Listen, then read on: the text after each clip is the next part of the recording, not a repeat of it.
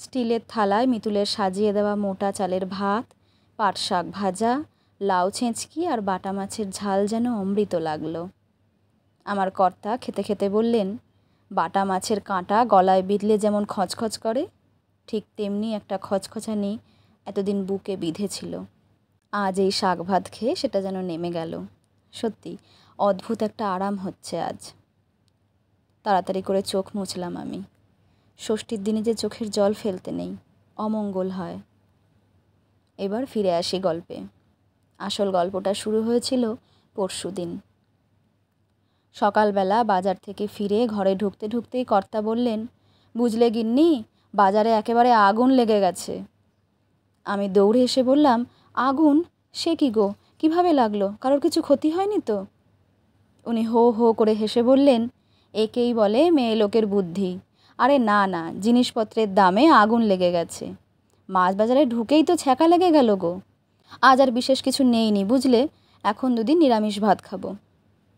আমি আটা মাখতে মাখতে বললাম, তা কি এমন হলো যে বাজারের এমন দাম বাড়ল? আরে তোমারও না আজকাল কিছুই মনে থাকে না। পরশু জামাই ষষ্ঠী, ভুলে গেছো নাকি? কর্তার কথায় নিমেষে আমার পায়ের তলার মাটিটা কেমন দুলে উঠল। মুখে বললাম, ও পরশু ষষ্ঠী? আমাদের আবার ষষ্ঠী আর সপ্তমী, বেল পাকলে কাকের কি। কর্তা উঠে এসে আমার কাঁধে হাত রেখে বললেন, এই দিনগুলোয় তোমার খুব কষ্ট হয় বলো? টুকটুকিকে ফোন করবে একবার? অনেক দিন তো হলো, করে দেখোই না। আমি চোয়াল শক্ত করে বললাম, কখনো নয়।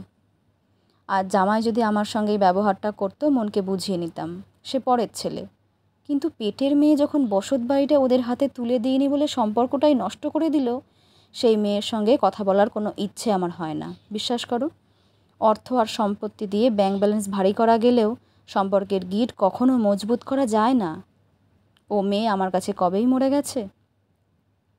কর্তা দীর্ঘশ্বাস ফেলে বলল, সন্তান না থাকলে হয় এক জ্বালা, আর যার থাকতেও নেই তার হচ্ছে শত জ্বালা।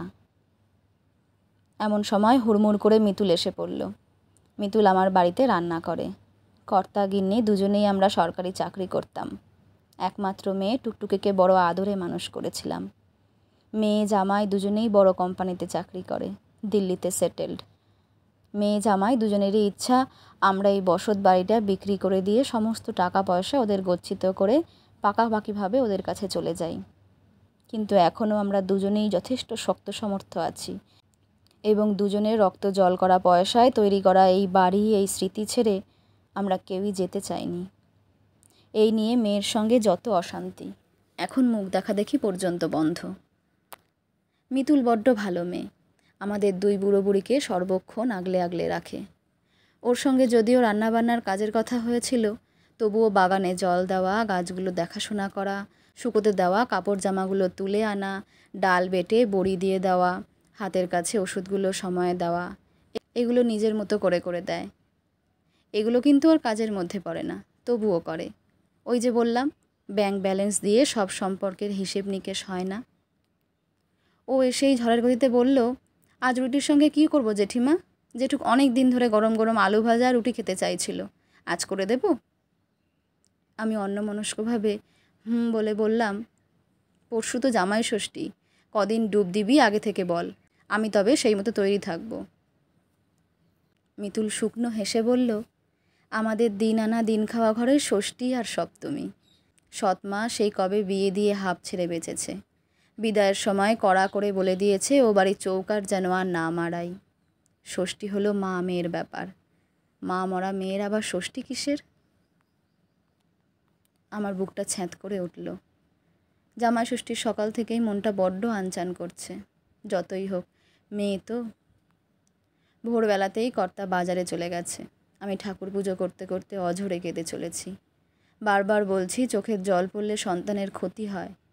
আমি তো আমার মেয়ে জামাইয়ের ক্ষতি চাই না, কিন্তু চোখ কেন যে কথা শুনছে না কি জানি। এমন সময় কর্তার ডাক, কি গো শুনছো? একবার বাইরে এসো। কি হয়েছে কি বলে চোখ মুছে বাইরে বেরিয়ে দেখি কর্তার হাতে দুটো ব্যাগ ভর্তি ফল মূল, সবজি, মিষ্টি, আর একটা প্যাকেটে দামি কাঞ্জিভরম শাড়ি আর জামা প্যান্টের পিস।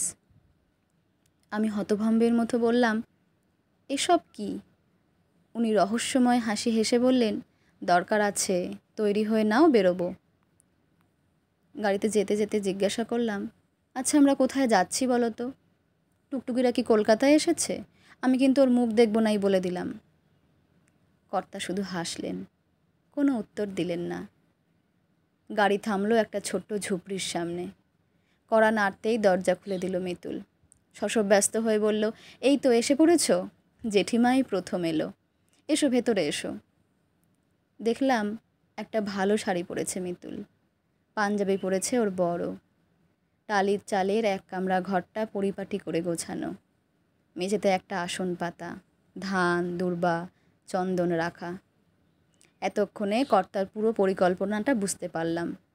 আমি আলনা থেকে আরও একটা আসন নিয়ে পাশে পাতলাম। মিতুল আর ওর বরকে পাশাপাশি বসিয়ে আশীর্বাদ করে বললাম, রক্ত বেইমানি করলেও করতে পারে, কিন্তু মনুষ্যত্ব আর সততা কখনো বিশ্বাসঘাতকতা করে না। পরের জন্মে যদি নিঃসন্তান হই, আমার কোনো দুঃখ থাকবে না যদি তোর মতো একজন পাশে থাকার মেয়ে পাই। মিতুল আমার হাতে একটা ছাপা শাড়ি, কর্তার ধুতি, পাঞ্জাবি তুলে দিয়ে বলল, অনাদরে বড় হয়েছি, আদরের কাঙাল আমি। মা নেই বলে মায়ের মর্ম বুঝি, থাকলে হয়তো এভাবেই হেলাছেদ্দা করতাম। আফসোস ছিল নিজের রোজগারে মা বাবাকে কিছু দিতে পারলাম না। আজ সে শখ পূরণ হলো। আমি ওর গালে চুমু খেয়ে বললাম, আমার ভালো মেয়ে। মিতুলের বর বলল, ও আর জামাইটা বুঝি কেউ না, সবই মেয়ের ভালো। আমি মুখ টিপে হেসে বললাম, কথায় আছে, জন জামাই ভাগনা, তিন নয় আপনার। কর্তা বলল, সে না হোক, তবে আজ থেকে প্রতি বছর জামাই ষষ্ঠীটা কিন্তু হবে। আর হ্যাঁ, মেনুতে কিন্তু থাকবে মিতুলের হাতের রান্না মাসুরি চালের ভাত, ডাল আর বাটা মাছের ঝাল। আহা, যেন অমৃত। সবাই হেসে উঠল। সেই হাসিতে আরও একটা হাসি মুখ দেখতে পেলাম, মিতুলের মায়ের। কলমে পার্বতী মোদক দি, কণ্ঠে আমি লাবণী। নমস্কার।